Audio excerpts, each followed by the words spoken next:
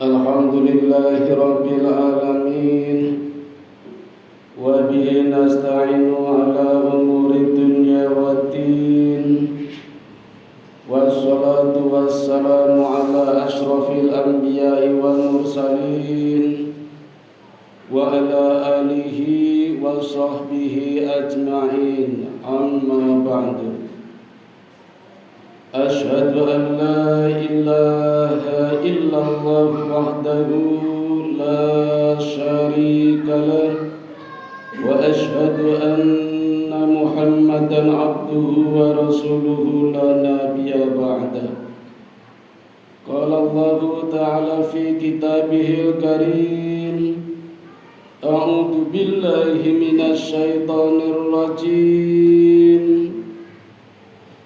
يا أيها الذين آمنوا اتقوا الله حق تقاته ولا تموتن إلا وأنتم مسلمون صدق الله العظيم.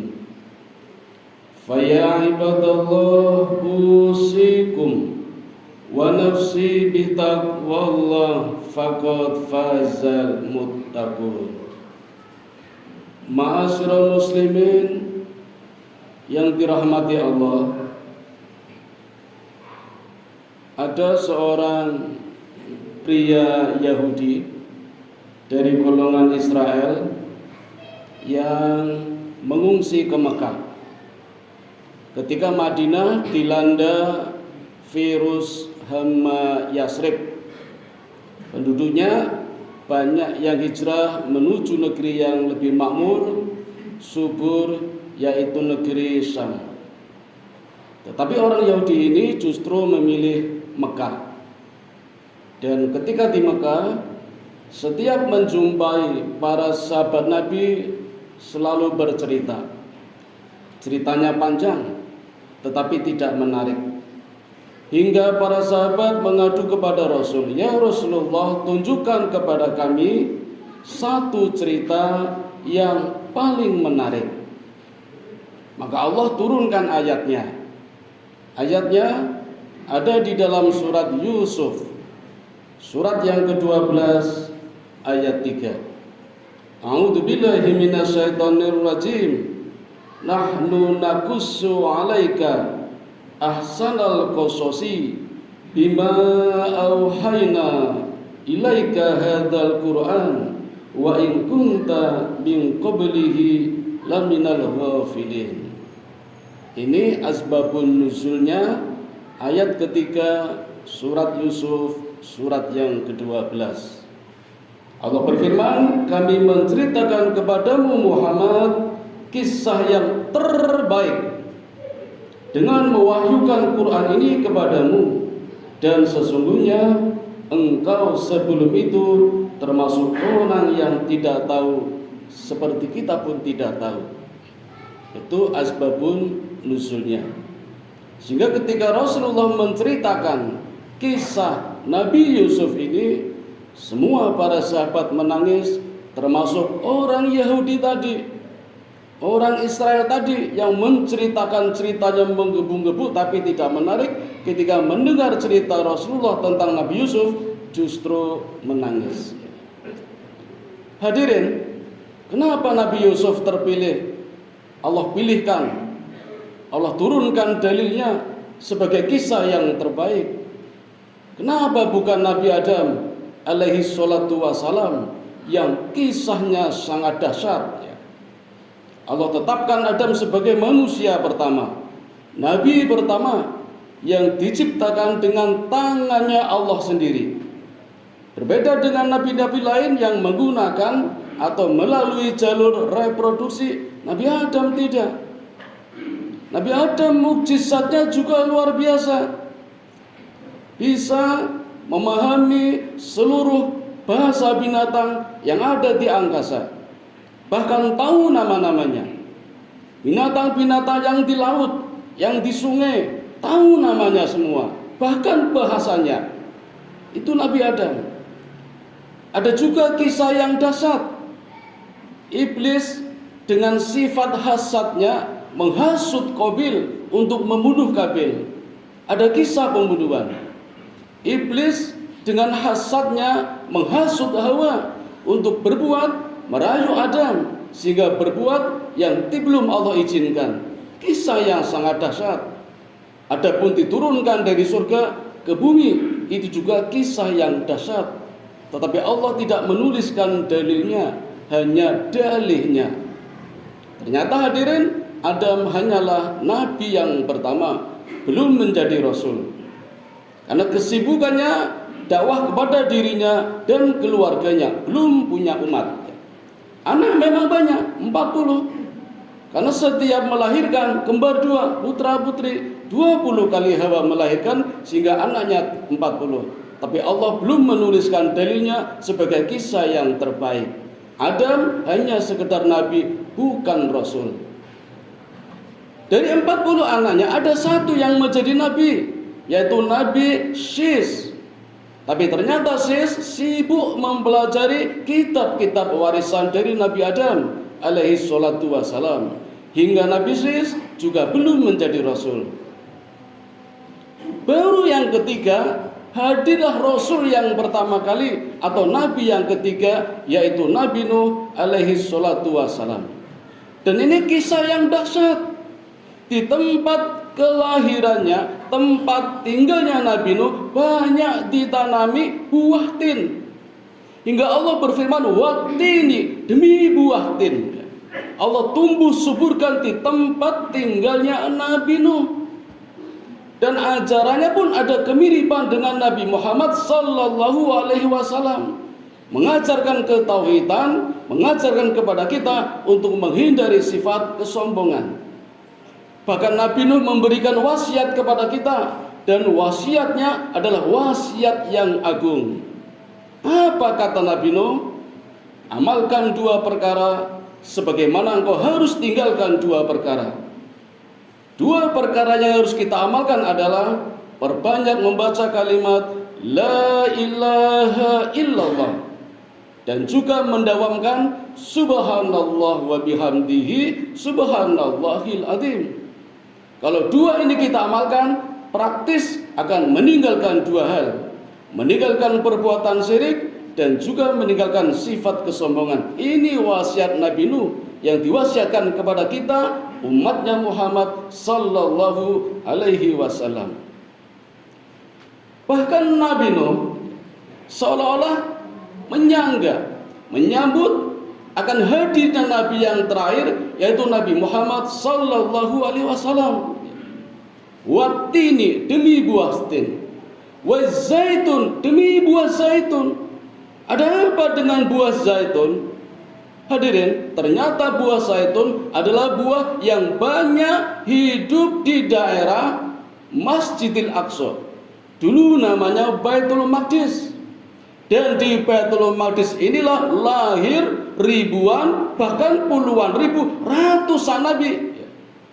Karena sumber nenek moyangnya nabi-nabi Bani Israel adalah Nabi Yakub alaihi salatu wassalam. Dan ini kisah yang menarik. Nabi Yakub punya istri 4. Dari 4 istri punya 12 anak. Dan dari 12 anak inilah lahir ribuan hadis, ribuan nabi. Ada 120.000 nabi, dan 100.000 nabi sendiri lahir dari golongan Bani Israel. Dari anak yang keempat yang bernama Lewi atau Lavi, lahir nabi-nabi Bani Israel. Yakub sendiri namanya juga Israel. Jadi kalau kita mendengar nama Israel, mendengar kata Israel, itulah Nabi Yakub. Jadi kalau mendengar Bani Israel, itulah golongan keturunan Nabi Yakub alaihi salatu wassalam. Dan ini kisah yang menarik. Seolah-olah seluruh nabi yang hidup di Baitul Maqdis menyambut akan lahirnya nabi yang terakhir, Nabi Muhammad sallallahu alaihi wasallam. Dan ini kisah yang menarik. Tapi Allah tidak tuliskan dalilnya, hanya dalih saja. Sebagaimana dengan Nabi Nuh, Watin. Nabi Nuh sebagai rasul yang terakhir, sebagai rasul yang pertama, kisahnya juga dahsyat. Tapi Allah juga tidak pilihkan. Ada Nabi Ibrahim, luar biasa nabi yang ini, bergelar Abul Anbiya. Kurang apa coba? Nabi Ibrahim meleraikan badannya untuk dibakar. Nabi Ibrahim merelakan anaknya untuk disembelih. Nabi Ibrahim merelakan hartanya untuk para tamu. Maka beliau bergelar Abu Rahim. Merelakan anaknya, beliau bergelar Ibadur Rahman. Mereka badannya dibakar, beliau bergelar Khalilullah. Nabi Ibrahim kisahnya dahsyat, tapi Allah tidak menuliskan dalilnya sebagai kisah yang terbaik. Dan begitu juga nabi-nabi yang lain. Ada Nabi Syuaib yang memberikan contoh kepada kita, di mana sekarang ini kita hidup di dunia yang penuh dengan politik, suksesi kepemimpinan. Nabi Syuaib memberikan contoh sebagai seorang orator, memberikan contoh, memberikan gambaran banyak musibah yang terjadi ketika suksesi kepemimpinan. Dan di zamannya Nabi Syuaib, 3 musibah yang turun di nabi sebelumnya kumpul di Nabi Syuaib. Ada musibah Nabi Lut, ada musibah Nabi Hud, ada musibah Nabi Soleh, kumpul turunnya ketika di masa Nabi Syuaib alaihi salatu wassalam. Kisah yang dahsyat, tapi Allah tidak tuliskan dalilnya sebagai kisah yang terbaik, tapi dalih saja. Dan ternyata Allah memilih Nabi Yusuf sebagai kisah yang terbaik. Ayat ketiga surat Yusuf, surat yang ke-12, Allah tuliskan kisah yang terbaik. Kemudian ayat 4-nya Allah mengatakan, "Idz qala Yusufa li abihi ya abati inni ra'aitu ahada 'asyara kawkaban wasyamsa wal qamar ra'aituhum li sajidin." Kata Allah, ingatlah ketika Yusuf berkata kepada ayahnya, "Wahai ayahku, sungguh aku bermimpi melihat 11 bintang, matahari dan bulan, kulihat semuanya sujud kepadaku." Rupanya ini kisah yang menarik yang diawali dengan mimpi. Dan nanti kisahnya pun penuh dengan mimpi, bahkan berakhir juga dengan mimpi. Nabi Yusuf sendiri, kata Nabi, Abdul Rahim, Abdul Karim, Ibnu Karim, Ibnu Karim, Ibnu Karim. Anak yang mulia, dari anak yang mulia, dari anak yang mulia, dari anak yang mulia. Bapaknya Yusuf, Nabi Yakub. Bapaknya Nabi Yakub, Nabi Ishak. Bapaknya Ishak, Nabi Ibrahim. Semuanya Nabi. Bapaknya Nabi, kakeknya Nabi, buyutnya Nabi, domirnya Nabi, nasabnya Nabi. Keluarga terbaik Nabi Yusuf ini, Allah pilihkan dalilnya sebagai kisah yang paling menarik, Nabi Yusuf alaihi salatu wassalam. Nah, demikian hadirin, Allah memilih rahasia. Ada apa di dalam surat Yusuf hingga Allah pilihkan Yusuf sebagai kisah yang terbaik di dalam Al-Quran? Allah yang mengatakan, Nabi juga mengatakan.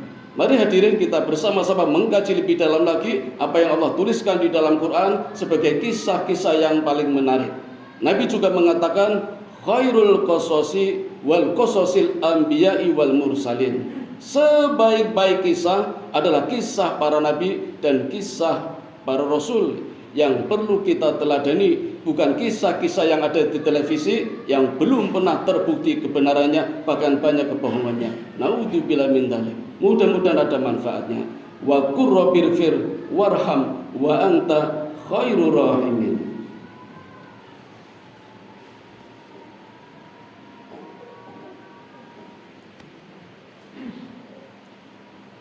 Alhamdulillahilladzi hadana li hada wa ma kunna linahtadiya laula an hadana Allah. Allahumma shalli ala Muhammad wa ala ali Muhammad. Asyhadu an la ilaha illallah wahdahu la syarika lah wa asyhadu anna Muhammadan abduhu wa rasuluhu la nabiyya ba'dah. Qala Allah ta'ala fil Qur'anil azim, a'udzu billahi minasy syaithanir rajim. Ya ayyuhalladzina amanu qu anfusakum wa ahlikum nara. Ayyuhal muslimun ittaqullaha haqqa tuqatih wa la tamutunna illa wa antum muslimun. Hadirin yang dirahmati Allah, marilah kita akhiri khutbah yang kedua ini dengan mengambil satu kesimpulan, mengambil satu hikmah saja, kisah terbaik dari Nabi Yusuf yang di ayat ketiga ini dan juga ayat keempat diawali dengan satu adab, satu akhlak, satu perilaku yang terbaik antara bapak dan anak. Bapak ketika memanggil anak tidak menyebut namanya. Yakub tidak pernah memanggil "Hei Yusuf", tidak pernah. Tapi panggilannya sangat menarik, penuh dengan adab. Ya Bunayya, sama dengan Nabi Nuh. Ketika Nabi Nuh memanggil anaknya juga tidak memanggil "Hei Kan'an", "Hai Yam", tidak. Tapi memanggil dari atas kapal, "Ya Bunayyar kam ma'ana", wahai anakku, naiklah ke kapal. Nabi Yakub juga begitu. Ya Bunai, wahai anakku, tidak memanggil Yusuf, "Hai Yusuf", ya tidak. Dan Yusuf pun demikian, tidak memanggil bapak Yakub, tidak memanggil Yakub, tapi memanggil "Ya abati", wahai ayahku. Ini etika, ini adab. Dari mana kita harus mulai? Dari diri kita sendiri sebagai orang tua. Kita tidak bisa memaksakan anak, karena kita hidup di zaman yang sudah berbeda. Kalau kita mengatakan kita produk lama misalnya, katakan kita produk milenial, kita mengalami zaman dulu, anak kita tidak mengalami. Anak kita sekarang era digital, esok era zero, mungkin kita mengalaminya. Jadi kalau kita hidup di zaman dulu, kita tarik untuk mendidik anak kita di masa sekarang, jelas tidak cocok. Maka perlu etika, perlu adab khusus, dan kita lebih memulainya untuk membentuk karakter anak-anak kita. Karena anak kita ancamannya sangat berat. Dunia luar penuh dengan teknologi yang tidak cuma mendatangkan kebaikan, tapi juga kemadharatan.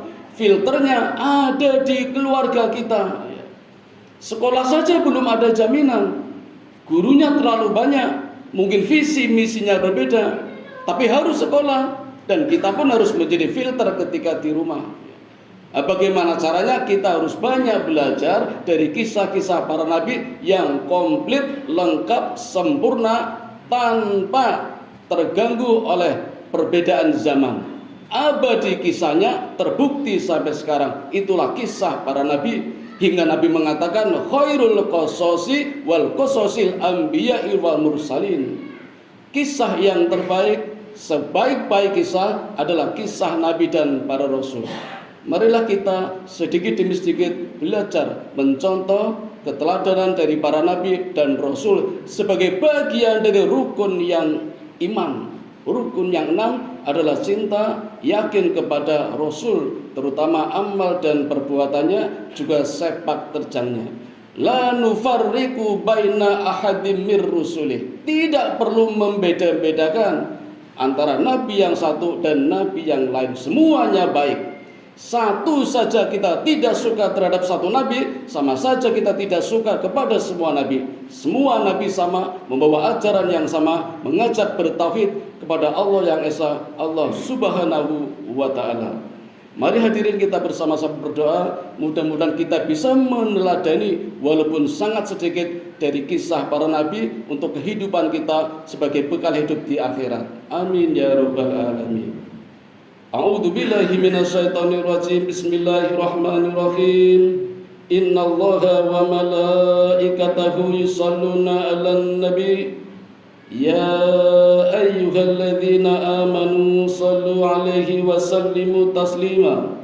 Allahumma shalli 'ala Muhammad wa 'ala ali Muhammad kama shallaita 'ala Ibrahim wa 'ala ali Ibrahim wa barik 'ala Muhammad wa 'ala ali Muhammad kama barakta 'ala Ibrahim wa 'ala ali Ibrahim innaka Hamidum Majid. Allahumma ighfir lil muslimina wal muslimat wal mu'minina wal mu'minat al ahya'i minhum wal amwat innaka sami'un qaribun mujibu da'wat wa qadiyal hajat wa qati'us syahwat. Allahumma inni as'aluka ilman nafi'a wa rizqan thayyiban wa amalan mutaqabbala. Allahumma inni as'aluka al-huda wat-tuqa wal afafa wal ghina. Allahumma ij'alni syakura waj'alni sabura waj'alni fi 'ainin saghira wa fi a'yunin nasi kabira. Rabbana dhalamna anfusana wa illam taghfir lana wa tarhamna lanakunanna minal khasirin. Rabbana atina fid dunya hasanah wa fil akhirati hasanah wa qina adzabannar. Wa sallallahu ala sayyidina Muhammadin wa ala alihi wa sahbihi ajmain. Subhana rabbika rabbil izzati amma yasifun wa salamun alal mursalin walhamdulillahi rabbil alamin. Wa ladhikrullahi akbar. Aqimis shalah.